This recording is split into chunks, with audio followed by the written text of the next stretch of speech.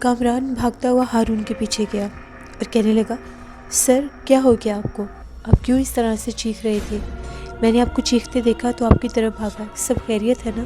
آپ کو کیا ہوا؟ تبھی ہارون نے کہا، وہ بھی یہاں پر میں نے کسی کو دیکھا، ابھی میں کسی سے ٹکرایا تھا۔ تم نے دیکھا میں کس سے ٹکرایا تھا؟ تبھی کامران نے کہا، نہیں سر، یہاں پر کوئی نہیں ہے۔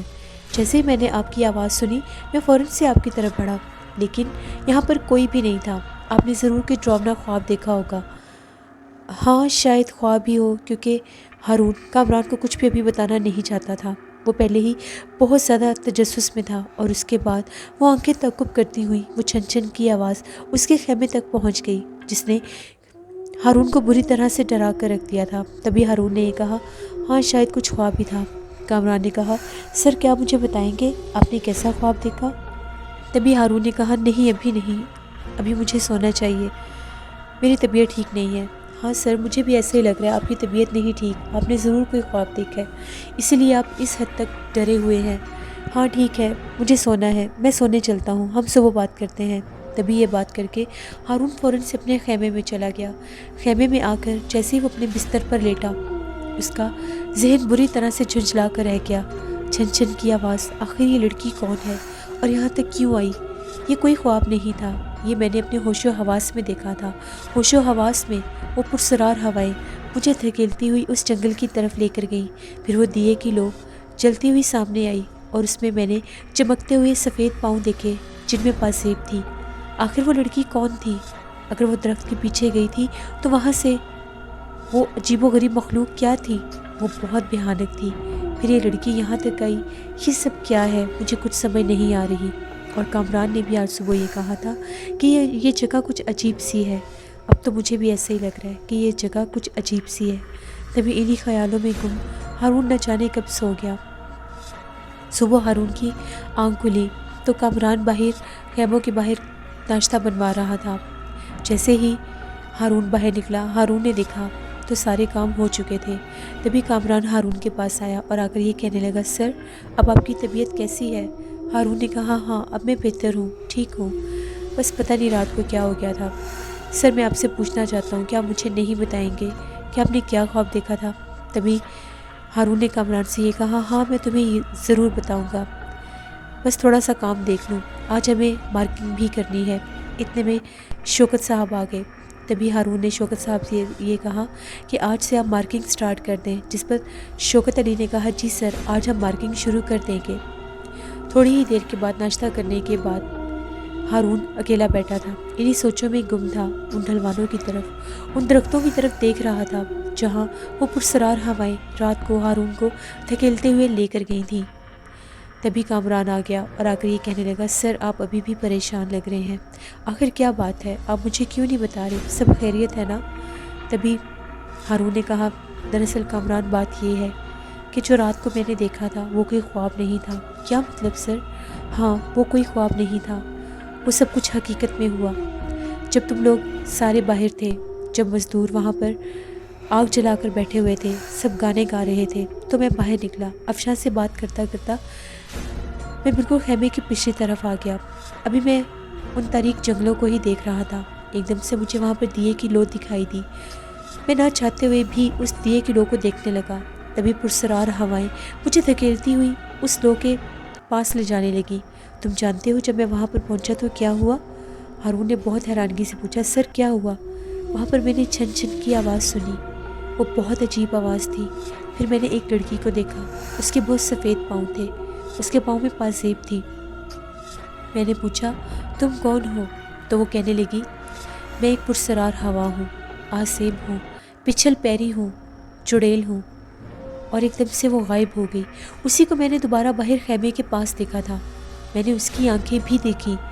اسی کے تعاقب میں باہر بھاگا، مجھے ایسا لگا میں کسی چیز کے ساتھ ٹکرایا تھا، لیکن وہاں پر ایسا ویسا کچھ بھی نہیں تھا۔ یہ جگہ سچ میں بہت عجیب ہے۔ کیا مطلب سر؟ میں نے آپ کو کہا تھا نا یہ جگہ کچھ عجیب سی ہے، تب آپ نے میری بات نہیں مانی تھی۔ دیکھا آپ نے بھی وہی بات کی نا جو میں نے آپ کو کہی تھی۔ سر مجھے بھی اس چیز کو دیکھنا ہے، مجھے بہت شوق ہے، مجھے شروع سے ہی ان مخلوقات کو دیکھنے کا بہت زیادہ شوق ہے۔ سر آپ مجھے بھی لے جائیں گے نا؟ تبھی ہارون نے کہا، کیا تم بے وقوف ہو گئے ہو، پاگل ہو گئے ہو؟ مجھے نہیں لگتا کہ وہ کوئی پرسرار چیز ہے، وہ کوئی چڑیل، کوئی پچھل پیری، کوئی یاسیب ہے۔ مجھے لگتا ہے وہ یہی کی آبادی کی، یہی جو نیا سہائے پور ہے وہیں کی کوئی لڑکی ہے۔ اسے پتہ چلا ہے کہ یہاں پر سروے ٹیم آئی ہوئی ہے تو ہمیں تنگ کرنے کے لیے آپ پہنچی ہے۔ نہیں سر، ایسے مت کہیے، یہ بات ہمارے گاؤں میں بھی مشہور ہے۔ جو پچھل پیری اور چڑیل ہوتی ہے اس کے پیروں میں پازیب ہوتی ہے، اس کے کئی روپ ہوتے ہیں اور وہ انسان کے سامنے بہت زیادہ خوبصورت روپ میں آتی ہے کہ انسان اس کو دیکھ کر اس پر محو ہو جائے اور اس کے پیچھے جانے لگے۔ سر، مجھے بھی آج آپ کے ساتھ جانا ہوگا، میں اچھی طرح سے تیار ہو کے آؤں گا، کوئی انسان نے صحیح، کوئی چڑیل ہی مجھ پر عاشق ہو جائے۔ تبھی ہارون کو کامران کی اس حماقت بھری بات پر بہت ہنسی آئی اور ہارون نے کہا، تم بھی بیوقوف ہو، پتہ نہیں کیا سے کیا سوچ رہے ہو۔ دوسری جانب جب صبح اشر جاگا تو اسے بہت سا بخار تھا۔ افشاں بہت پریشان ہو گئی، اشر کو ایک دم اتنا بخار کیسے ہو گیا؟ تبھی افشاں نے رشیدہ سے کہا، جاؤ رشیدہ، ٹھنڈے پانی کا ایک باؤل لے کر آؤ، اشر کو بہت سخت بخار ہے، بخار بہت تیز ہے، پہلے پٹیاں لگانی ہوگی، اس کے بعد اس کو میڈیسن دیں گے اگر بخار کچھ کم ہوا۔ تبھی وہ دونوں بیٹھ کر اشر کو پٹیاں لگانے لگ گئی، لیکن بخار بڑھنے کی بجائے اور تیز ہونے لگ گیا۔ افشاں بہت گھبرائی ہوئی تھی۔ تبھی افشاں نے یہ کہا، اب میڈیسن دے کر دیکھتے ہیں۔ میڈیسن کا بھی اشر پر کوئی اثر نہیں ہوا، اس کی حالت شام تک بہت زیادہ خراب ہو گئی، بخار کم ہونے کے بجائے بڑھتا ہی جا رہا تھا۔ تبھی رشیدہ نے کہا، بی بی جی، ہارون صاحب کو بلا لیں۔ افشاں نے کہا، نہیں، وہ پریشان ہو جائیں گے، میں انہیں پریشان کرنا نہیں چاہتی۔ تم ایسا کرو، اٹھ کر ڈاکٹر افضل صاحب کو فون کرو، وہ آ جائیں گے اور آ کر اشر کو دیکھ لیں گے۔ تبھی رشیدہ جلدی سے اٹھی اور اس نے جا کر ڈاکٹر افضل کو فون کر دیا۔ افشاں بہت زیادہ پریشان تھی، اشر کو اتنا سا بخار تھا کہ اس پر بے ہوشی طاری ہو چکی تھی۔ افشاں کا دل بیٹھا جا رہا تھا۔ ہارون کی اور افشاں کی اشر اکلوتی اولاد تھی۔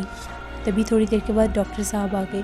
جیسے انہوں نے آ کر اشر کو چیک کیا، وہ یہ کہنے لگے کہ بخار بہت تیز ہے، ایک دم سے کم نہیں کیا جا سکتا، میں نے انجیکشن دے دیا ہے، بخار آہستہ آہستہ کم ہوگا، پریشان ہونے کی ضرورت نہیں ہے، ابھی یہ خطرے سے باہر ہے، لیکن میڈیسن آپ نے تب دینی ہے جب بخار تھوڑا کم ہوگا۔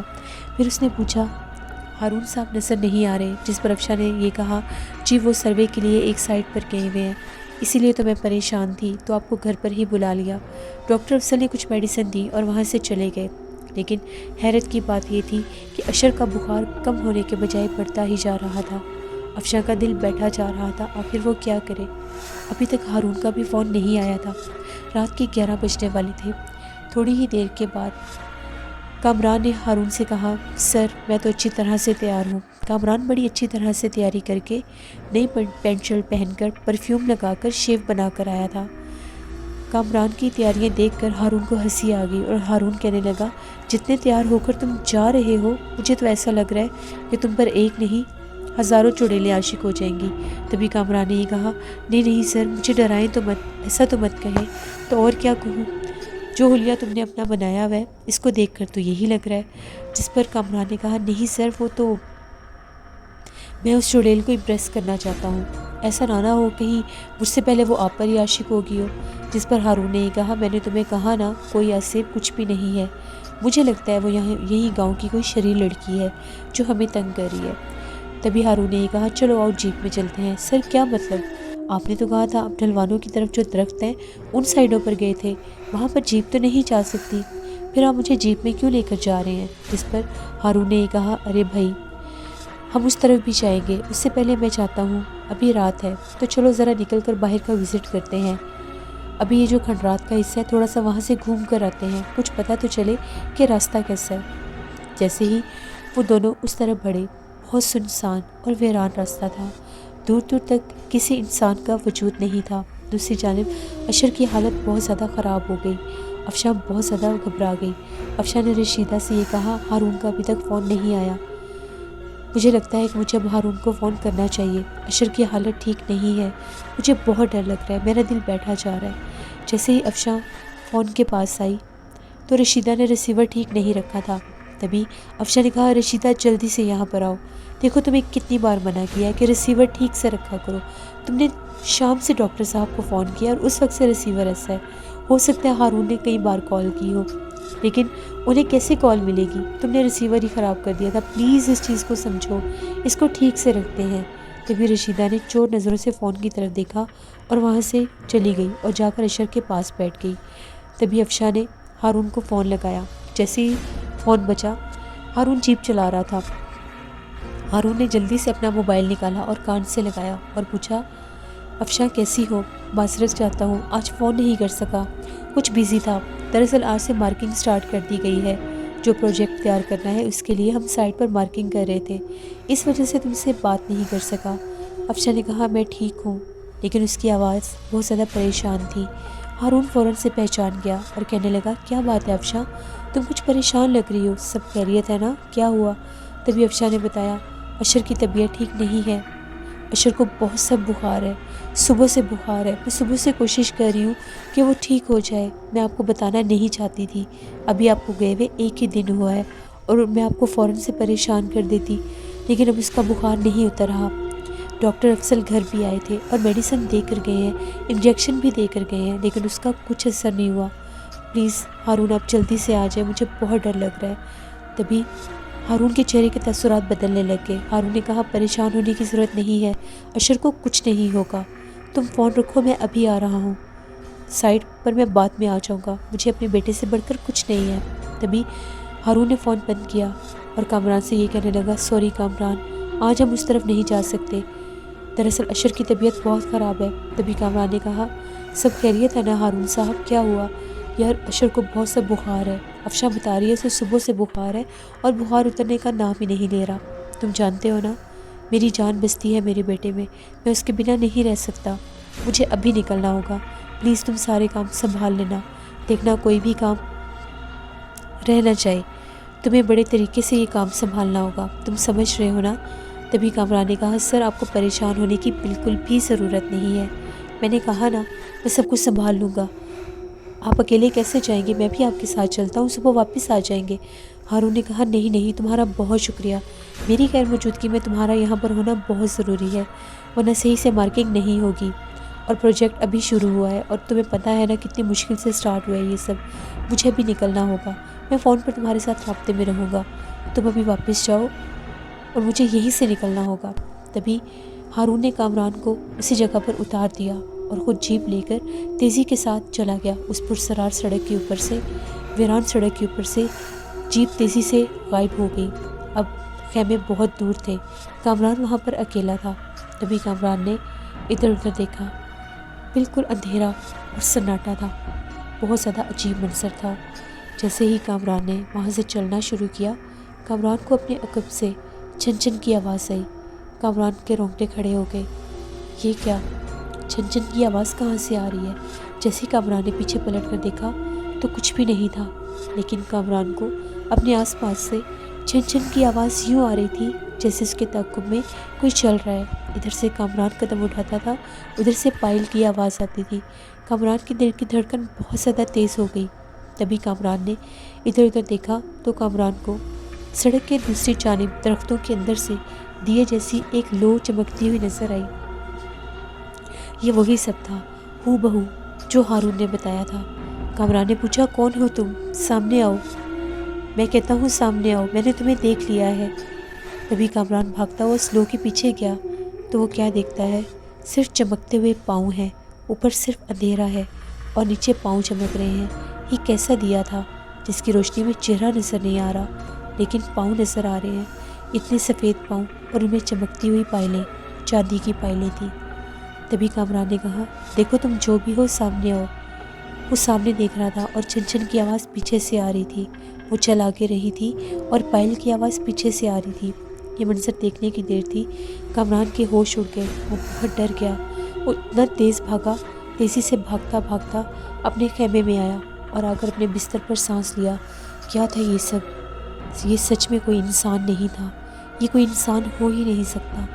آخر دیے کی لو زمین پر پڑ رہی تھی لیکن دیا سیدھا تھا اور اس کی روشنی اس کے چہرے پر کیسے نہیں جا رہی تھی؟ اوپر صرف اندھیرا تھا اور نیچے پاؤں چمک رہے تھے۔ آخر یہ سب کیا تھا؟ ابھی وہ اپنے آپ کو سنبھال ہی رہا تھا۔ سارے مزدور اب اپنے خیموں میں واپس جا چکے تھے۔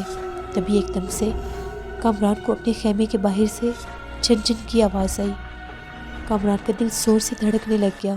تبھی اس کو ایک بہت عجیب سا سایہ اپنے خیمے کے باہر منڈلاتا ہوا نظر آیا اور چن چن کی آواز بار بار گونج رہی تھی۔ تبھی کامران نے اونچا اونچا چیخنا شروع کر دیا۔ کامران کا چیخو پکار سن کے سارے مزدور بھاگے اور آ کر یہ کہنے لگے، صاحب کیا ہوا آپ کو؟ آپ ٹھیک ہے نا؟ کامران بالکل بھی نہیں جانتا تھا کہ وہ بے ساختہ اتنا اونچا کیسے چیخ پڑا۔ وہ مزدوروں کو یہ بات نہیں بتانا چاہتا تھا۔ اسے پتا تھا اگر مزدوروں میں خوف و ہراس پھیل گیا تو پروجیکٹ شروع ہونے سے پہلے ہی ختم ہو جائے گا۔ تبھی کامران نے کہا، کچھ نہیں، میری طبیعت ٹھیک نہیں، میں نیند میں تھا، ایک دم سے جاگا ہوں، شاید کوئی خواب دیکھا۔ لیکن سر، آپ نے تو اپنا پیٹ پکڑا ہوا ہے۔ ہاں، شاید میرے پیٹ میں درد ہے، اگر آپ کی طبیعت خراب ہے تو آپ کو دوائی دوں؟ تبھی کامران نے کہا، نہیں نہیں، مجھے دوائی کی ضرورت نہیں ہے، تم لوگ جاؤ، میں ٹھیک ہوں۔ تبھی مزدور وہاں سے باہر نکل آئے۔ کامران نے خود کو سنبھالا، پانی پیا اور حوصلہ دیا کہ مجھے خود پر کنٹرول رکھنا ہوگا۔ تبھی کامران اپنے بستر پر لیٹ گیا اور کمبل چہرے کے اوپر کر کے اس نے اپنا چہرہ ڈھانپ لیا اور یہ تہیہ کیا کہ جتنی مرضی چھن چھن کی آواز آتی رہے اس طرف غور نہیں کرنا اور باہر چہرہ نہیں نکالنا۔ دوسری جانب ہارون ہوا کے گھوڑوں پر سوار تھا۔ وہ جیپ بڑی تیزی سے دوڑاتا ہوا اکیلا جا رہا تھا۔ سفر بہت دور کا تھا، ساری رات سفر کرنا تھا اور صبح جا کر اس نے پہنچنا تھا۔ تبھی ہارون کیا دیکھتا ہے، ایک بہت لمبی سنسان سڑک ہے جس کے دونوں اطراف پر بڑے بڑے جنگل ہیں، بڑے بڑے درخت ہیں، بہت زیادہ ویرانہ ہے۔ اس ویران سڑک پر جیسے ہی ہارون جا رہا تھا، ہارون کی نظر پڑی ویران سڑک کے ایک سائیڈ پر ایک پتھر کے اوپر کوئی وجود بیٹھا ہوا تھا، ایک عجیب و غریب انسانی نما وجود۔ جیسے جیپ کی روشنی میں ہارون نے دیکھنا چاہا تو اس پتھر کے اوپر کوئی عورت بیٹھی ہوئی تھی۔ عجیب بات ہے، اتنی رات کو سنسان سڑک پر جہاں پر آبادی کا نام و نشان نہیں ہے، جہاں پر دونوں سائیڈوں پر سوائے جنگل کے کچھ بھی نہیں ہے، یہ عورت یہاں پر کیا کر رہی ہے؟ آخر اس عورت کا یہاں پر کیا کام ہے؟ ہارون تھوڑا سا ڈر گیا۔ جیسے ہی ہارون نے دیکھا وہ عورت وہاں پر بیٹھی ہوئی تھی اور ایسے لگ رہا تھا جیسے بالکل ساکت ہے، اس کے جسم میں کوئی حرکت ہی نہیں ہو رہی تھی۔ سیاہ لباس میں ملبوس ایک عورت اتنے ویرانے میں ایک سنسان سڑک پر آدھی رات کو جب 12-1 بجے کا ٹائم تھا ایک پتھر پر بیٹھی تھی۔ ہارون ڈر گیا۔ ہارون نے یہی مناسب سمجھا کہ مجھے جیپ فوراً سے اس کے آگے سے گزارنی ہوگی، یہاں پر رکنا مناسب نہیں۔ تبھی اس نے اسپیڈ تیز کی۔ جیسے اس نے عورت کو کراس کیا تو ایک دم اس کی نظر پڑی جیسے کوئی چھلاوا سا ہے، ایک ہیولا سا۔ وہ عورت ایک دم سے تیزی کے ساتھ بھاگتی ہوئی اس کی جیپ کے آگے سے سڑک کو کراس کر کے دوسری جانب چلی گئی۔ کامران نے بہت زور سے بریک ماری۔ یہ کیا تھا؟ اگر وہ مر جاتی تو وہ اتنی تیزی سے سامنے سے کیسے گزری؟ وہ جیپ سے نیچے اترا تو کیا دیکھتا ہے، سڑک کی دوسری جانب کچھ بھی نہیں تھا۔ وہ عورت کہاں گئی کوئی نہیں جانتا، پلک جھپکتے غائب ہو گئی۔ ہارون بہت زیادہ ڈر گیا۔ ہارون نے پھر سے جیپ کی اسپیڈ تیز کی۔ بہت تیز جیپ چلاتے ہوئے کافی آگے آیا تو وہی عورت دوبارہ سے نظر آئی۔ اب ہارون کی دل کی دھڑکن بہت تیز ہو گئی۔ آخر یہ کون ہے؟ کیا چاہتی ہے؟ کیا یہ پورا علاقہ آسیب زدہ ہے؟ کیا یہاں پر قدم قدم پر آسیب، پچھل پیری اور چڑیلیں ہیں؟ آخر یہ کیا مخلوق ہے؟ پھر اس عورت نے بالکل ایسے ہی کیا، اتنی تیزی کے ساتھ پلک جھپکتے سڑک کراس کی اور غائب ہو گئی۔ ہارون کی دل کی دھڑکن اتنی تیز تھی کہ اس سے جیپ نہیں چلائی جا رہی تھی۔ اس کے پاس کوئی چارہ نہیں تھا۔ ایک جانب اس کا بیٹا تھا اور ایک جانب پیچھے کھنڈر تھا، ویرانے تھے۔ وہ کہاں جائے؟ جانا تو اس کو اشر کے پاس ہی تھا۔ تبھی ایک دم سے اس نے اپنا ذہن ہٹانے کے لیے اشر کے بارے میں سوچنا شروع کر دیا۔ اشر افشاں کی اور ہارون کی اکلوتی اولاد تھی، کیونکہ ڈاکٹر نے یہ کہا تھا یا تو بچے کو بچایا جا سکتا ہے اور یا بچے کی ماں کو، ان دونوں میں سے کوئی ایک ہی بچ سکتا ہے اور دوبارہ آپ کی مسز کبھی بھی ماں نہیں بن سکتی۔ تو ہارون نے پوری دلیری سے کہا تھا افشاں کو بچانے، لیکن اللہ کا کرشمہ ہوا، اشر بھی بچ گیا، اس لیے وہ ان کی اکلوتی اولاد تھی، دونوں کی جان بستی تھی۔ دونوں اشر سے بہت پیار کرتے تھے۔ اشر چھوٹی سی عمر میں اتنا ذہین تھا کہ ان دونوں کو یہ ڈر لگا رہتا تھا کہ پتہ نہیں یہ اپنی عمر کو بھی پورا پہنچے گا یا نہیں، کہیں اس کو نظر نہ لگ جائے۔ آج وہ تکلیف میں تھا جب اس کا کیک اس کی برتھ ڈے پر جب اس کا کیک کاٹا جاتا تھا تو اشر ہمیشہ ہارون کو کہتا تھا بابا جب میں بڑا ہو جاؤں گا تو آپ کی سالگرہ پر آپ کا کیک کاٹوں گا، آپ کے لیے کیک لے کر آؤں گا۔ اس کی پیاری باتیں ہارون کو ایک دم اس جگہ سے ہٹانے کے لیے کافی تھی، لیکن جیسے ہی ہارون کے اعصاب پر ایک عجیب و غریب سا اثر پڑنے لگ گیا۔ اتنی تیز جیپ چلانے کے باوجود ہارون کو چھن چھن کی آواز سنائی دی۔ ہارون کے رونگٹے کھڑے ہو گئے۔ تبھی ایک دم سے اس نے اپنے حواس واپس کیے تو وہ کیا دیکھتا ہے، سامنے، بالکل سامنے سڑک کے درمیان کوئی وجود کھڑا ہے۔ وہ ایک لڑکی تھی، ایک لڑکی جس کے ہاتھ میں دیا تھا۔ آخر یہ کون ہے؟ اس کی ہارون کی طرف کمر تھی۔ تبھی چھن چھن کی آواز آئی۔ اس نے سڑک پر بھاگنا شروع کر دیا۔ ہارون کو سمجھ نہیں آ رہی تھی یہ سب کیا معاشرہ ہے، یہ کون ہے اور ایسا کیوں کر رہی ہے۔ ہارون نے جیپ کے بہت ہارن دیے کہ وہ رک جائے، لیکن وہ بھاگتی جا رہی تھی۔ ہارون نے جیپ اور تیز کی کہ اس کے پیچھے جا سکے۔ تبھی ہارون نے دیکھا ایک سائڈ پر ایک ڈھلوان سی تھی۔ اس نے جلدی سے ڈھلوان کی طرف جا کر چھلانگ لگانی چاہی۔ ہارون نے جیپ جلدی سے روک دی اور اونچی سی بریک لگنے کی آواز آئی جو پورے جنگل میں اس ویران سڑک پر گونج گئی۔ ہارون نے دیکھا کہ وہ ڈھلوان کی طرف کود گئی ہے۔ وہ اپنی جیپ سے نیچے اترا اور بھاگتا ہوا اس کے کنارے پر گیا تو وہاں پر کچھ بھی نہیں تھا۔ وہ کہاں گئی؟ اس نے چھلانگ کیوں لگائی؟ آخر یہ کون ہے؟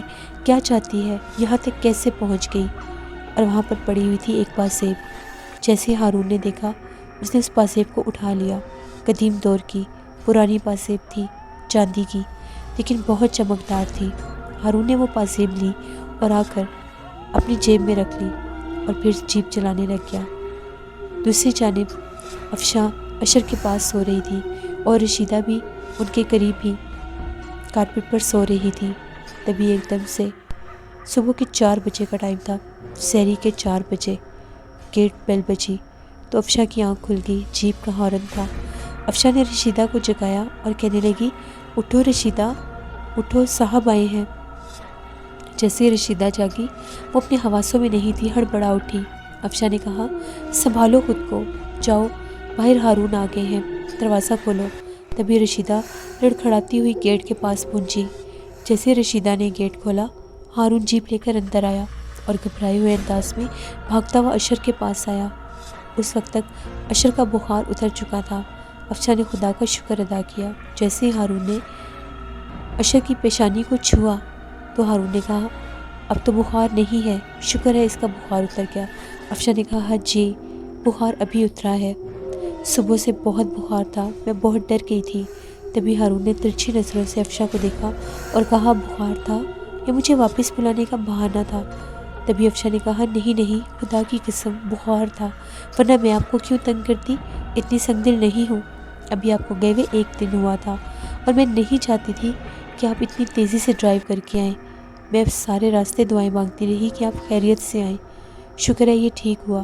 تبھی ہارون نے کہا مجھے کپڑے نکال دو، صبح واپس جانا ہے، ابھی آرام کرنا چاہتا ہوں، ساتھ کپڑے نہیں لے کر آیا، یہی کپڑے پہن کر واپس جاؤں گا، مجھے نائٹ ڈریس نکال دو۔ تبھی افشاں نے کہا جی میں بھی نکال دیتی ہوں، آپ چائے لیں گے یا کافی؟ ہارون نے کہا نہیں میں کچھ بھی نہیں لوں گا، اگر چائے یا کافی پی لی تو سو نہیں سکوں گا، ابھی 4 بجے ہیں اور برائے مہربانی صبح مجھے 10 بجے تک سونے دینا، ساری رات کا جاگ رہا ہوں، ناشتہ کر کے پھر میں سائٹ پر واپس نکل جاؤں گا۔ افشاں نے کہا جی ٹھیک ہے۔ تبھی ہارون کو اپنی پاکٹ میں سے چھن چھن کی آواز آئی۔ ہارون نے تعجب سے اپنی جیب میں ہاتھ ڈالا، وہی پاسیب تھی۔ جیسے ہارون نے باہر نکالی پیچھے افشاں کھڑی تھی۔ افشاں نے کہا لائیے مجھے دکھائیے یہ کیا چیز ہے۔ ہارون نے اس کی طرف ہاتھ بڑھایا تو ایک پاسیب تھی۔ افشاں نے وہ چاندی کی پاسیب لے لی اور کہنے لگی ارے یہ تو بہت زیادہ قدیم دور کی لگ رہی ہے، اس کا ڈیزائن تو دیکھیں، ایسے لگ رہا ہے 100 سال پرانی ہے، لیکن کتنی خوبصورت ہے، دوسرا بھی دیں۔ اس کا دوسرا پیئر کہاں پر ہے؟